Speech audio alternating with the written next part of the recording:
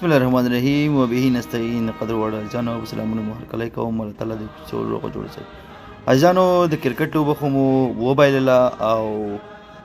د پخوا په شان د همیش په شان په ټیک ټاک کلب هاوس فیسبوک ټویټر کې ټول دوستان مختلف نظریات لري مختلف خبرې کوي زه فکر کوم موږ او تاسو د یوې کلمې څخه یا د یوې کلمې سره ډېر زیات اشنا یو چې هغه جهاد کلمه ده د تېرو 45 کلونو راهیسې زموږ او ستاسو پلرونو نیکونو او یا اوس هم یو څه ناڅه کشمکش روان دی نو زما په نظر د هر څه نه زیات او یا لوی جهاد د خپل نفس سره جهاد کول دي که څه هم دا ماته هم شیطان داسې یو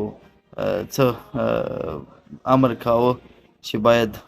د یوې نه یو پلاتفورم کې د خوار کریم جنت او یا هم د سمی شینواري او محمد نبي او هر هغه څوک چې په دغه نننۍ لوبه کې ښه نه دي ځلیدلي او څه پسې یا هم په ټیک ټاک کې ویډیو جوړه کړمه او یا هم په فیسبوک کې یو څو کرښې ولیکمه او یا په ټویټر کې او یا هم په کلب هاوس کې یو کوټه جوړه کړمه او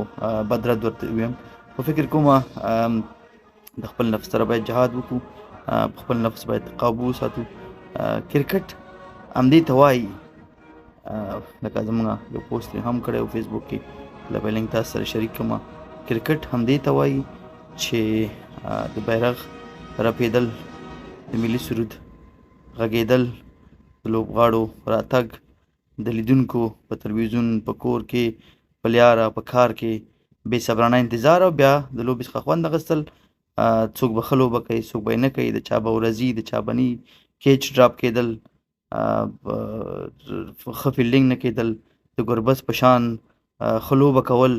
بعضې نور لوبغاړي به بیا نشي کولی نو مقابل ټیم هم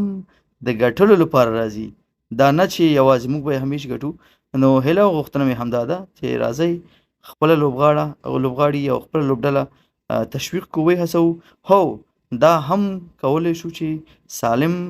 نقد وکړو انتقاد وکړو هر هغه چا سره چې په ارتباط کې یو که کرکټ بوري او یا هم نور شنونکي داخلي خارجي هغوی سره دغه موضوعات شریک کړو تر څو هغوی تر مقاماتو یا هم داخلي او یا هم خارجي ته ورسوي تر څو هغوی پرې کار وکړي او پر روان لوبو کې ورباندې